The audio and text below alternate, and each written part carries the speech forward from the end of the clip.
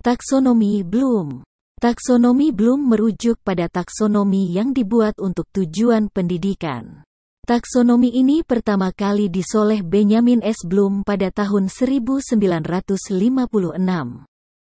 Dalam hal ini, tujuan pendidikan dibagi menjadi beberapa domain, ranah, kawasan, dan setiap domain tersebut dibagi kembali ke dalam pembagian yang lebih rinci berdasarkan hierarkinya, usun.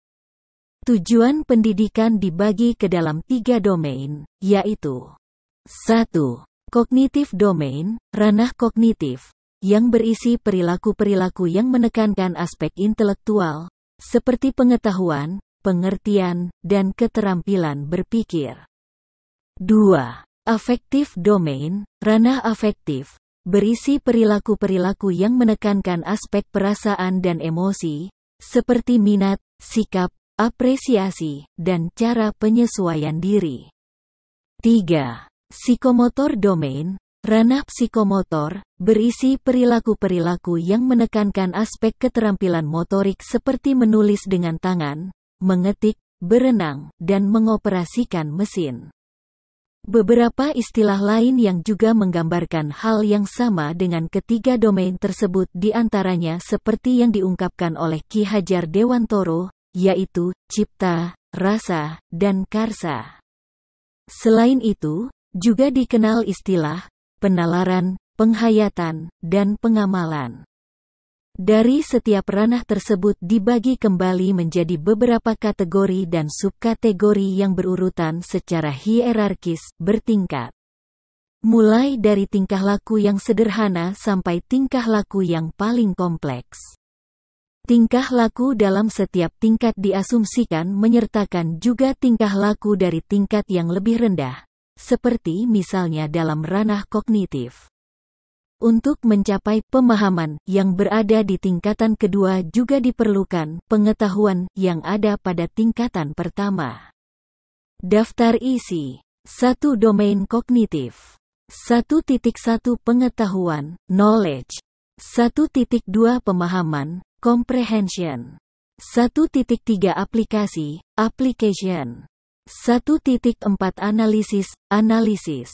1.5 Sintesis, sintesis. 1.6 Evaluasi, evaluation. 2. Domain afektif. 2.1 Penerimaan, receiving, attending. 2.2 Tanggapan, responding. 2.3 Penghargaan, valuing. 2.4 Pengorganisasian, organization. 2.5 Karakterisasi berdasarkan nilai-nilai, characterization by a value or value complex. 3. Domain psikomotor. 3.1 Persepsi, perception. 3.2 Kesiapan, set. 3.3 Respon terpimpin, guided response. 3.4 Mekanisme, mechanism. 3.5 Respon tampak yang kompleks, complex overt response. 3.6 Penyesuaian, adaptation. 3.7 Penciptaan, origination. 4. Rujukan.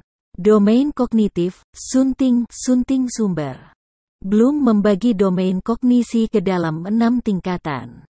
Domain ini terdiri dari 2 bagian, bagian pertama berupa pengetahuan, kategori 1, dan bagian kedua berupa kemampuan dan keterampilan intelektual, kategori 2-6. Pengetahuan, knowledge, sunting sumber. Berisikan kemampuan untuk mengenali dan mengingat peristilahan, definisi, fakta-fakta, gagasan, pola, urutan, metodologi, prinsip dasar, DSB. Tingkatan atau jenjang ini merupakan tingkatan terendah namun menjadi prasyarat bagi tingkatan selanjutnya. Di jenjang ini, peserta didik menjawab pertanyaan berdasarkan dengan hafalan saja. Sebagai contoh, ketika diminta menjelaskan manajemen kualitas, orang yang berada di level ini bisa menguraikan dengan baik definisi dari kualitas, karakteristik produk yang berkualitas. Standar kualitas minimum untuk produk. Pemahaman, Comprehension, sunting sumber.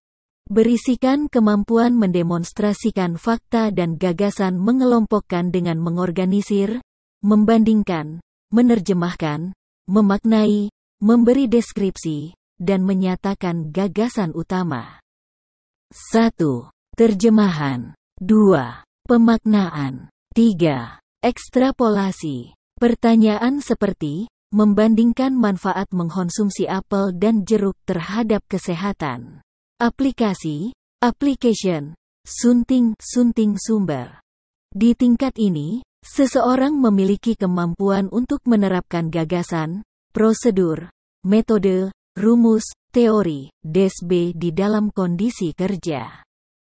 Sebagai contoh, ketika diberi informasi tentang penyebab meningkatnya reject di produksi, seseorang yang berada di tingkat aplikasi akan mampu merangkum dan menggambarkan penyebab turunnya kualitas dalam bentuk fishbone diagram.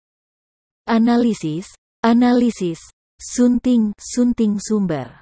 Di tingkat analisis, seseorang akan mampu menganalisis informasi yang masuk dan membagi-bagi atau menstrukturkan informasi ke dalam bagian yang lebih kecil untuk mengenali pola atau hubungannya, dan mampu mengenali serta membedakan faktor penyebab dan akibat dari sebuah skenario yang rumit. Sebagai contoh, di level ini seseorang akan mampu memilah-milah penyebab meningkatnya reject, membanding-bandingkan tingkat keparahan dari setiap penyebab, dan menggolongkan setiap penyebab ke dalam tingkat keparahan yang ditimbulkan. Sintesis, sunting sumber. Satu tingkat di atas analisis, seseorang di tingkat sintesis akan mampu menjelaskan struktur atau pola dari sebuah skenario yang sebelumnya tidak terlihat, dan mampu mengenali data atau informasi yang harus didapat untuk menghasilkan solusi yang dibutuhkan. Sebagai contoh, di tingkat ini seorang manajer kualitas mampu memberikan solusi untuk menurunkan tingkat reject di produksi berdasarkan pengamatannya terhadap semua penyebab turunnya kualitas produk. Evaluasi, evaluation, sunting sumber. Dikenali dari kemampuan untuk memberikan penilaian terhadap solusi, gagasan, metodologi. DSB dengan menggunakan kriteria yang cocok atau standar yang ada untuk memastikan nilai efektivitas atau manfaatnya. Sebagai contoh, di tingkat ini seorang manajer kualitas harus mampu menilai alternatif solusi yang sesuai untuk dijalankan berdasarkan efektivitas, urgensi, nilai manfaat, nilai ekonomis, DSB. Domain afektif, sunting sumber. Pembagian domain ini disusun Bloom bersama dengan David Cradwell. Penerimaan, receiving, attending, sunting sumber. Kesediaan untuk menyadari adanya suatu fenomena di lingkungannya. Dalam pengajaran bentuknya berupa mendapatkan perhatian, mempertahankannya, dan mengarahkannya. Tanggapan, responding, sunting sumber, memberikan reaksi terhadap fenomena yang ada di lingkungannya. Meliputi persetujuan, kesediaan, dan kepuasan dalam memberikan tanggapan. Penghargaan, valuing, sunting sumber. Berkaitan dengan harga atau nilai yang diterapkan pada suatu objek, fenomena, atau tingkah laku. Penilaian berdasar pada internalisasi dari serangkaian nilai tertentu yang diekspresikan ke dalam tingkah laku. Pengorganisasian, organization, sunting sumber, memadukan nilai-nilai yang berbeda, menyelesaikan konflik di antaranya, dan membentuk suatu sistem nilai yang konsisten. Karakterisasi berdasarkan nilai-nilai, characterization by a value or value complex, sunting sumber. Memiliki sistem nilai yang mengendalikan tingkah lakunya sehingga menjadi karakteristik gaya hidupnya. Domain psikomotor, sunting sumber. Rincian dalam domain ini tidak dibuat oleh Bloom, tapi oleh Dev pada tahun 1970 berdasarkan domain yang dibuat Bloom. Persepsi, perception, sunting sumber. Penggunaan alat indera untuk menjadi pegangan dalam membantu gerakan. Kesiapan, set, sunting sumber, kesiapan fisik, mental, dan emosional untuk melakukan gerakan. Respon terpimpin, guided response, sunting sumber, tahap awal dalam mempelajari keterampilan yang kompleks, termasuk di dalamnya imitasi dan gerakan coba-coba. Mekanisme, sunting sumber, membiasakan gerakan-gerakan yang telah dipelajari sehingga tampil dengan meyakinkan dan cakap. Respon tampak yang kompleks, complex overt response, sunting sumber, gerakan motoris yang terampil yang di dalamnya terdiri dari pola-pola gerakan yang kompleks. Penyesuaian adaptation, sunting sumber, keterampilan yang sudah berkembang sehingga dapat disesuaikan dalam berbagai situasi. Penciptaan, origination, sunting sumber. Membuat pola gerakan baru yang disesuaikan dengan situasi, kondisi atau permasalahan tertentu. Rujukan, sunting sumber. Bloom, B.S. et al. 1956. Taxonomy of Educational Objective, Handbook 1, Cognitive Domain. New York, David McKay. Gronlund, N.E. 1978. Stating Objective for Classroom Instruction 2 and ed. New York, Macmillan Publishing. Cratwell, Dr. et al. 1964. Taxonomy of Educational Objective, Handbook 2, Affective Domain. New York, David McKay. Abin Syamsuddin Makmun. 2003. Psikologi Pendidikan. Bandung, PT Rosda Karya Remaja. Gendler, Margaret E. 1992. Learning dan Instruction, Theory into Practice. New York, Macmillan Publishing. Moh, Surya. 1997. Psikologi Pembelajaran dan Pengajaran. Bandung PPB, IKIP Bandung.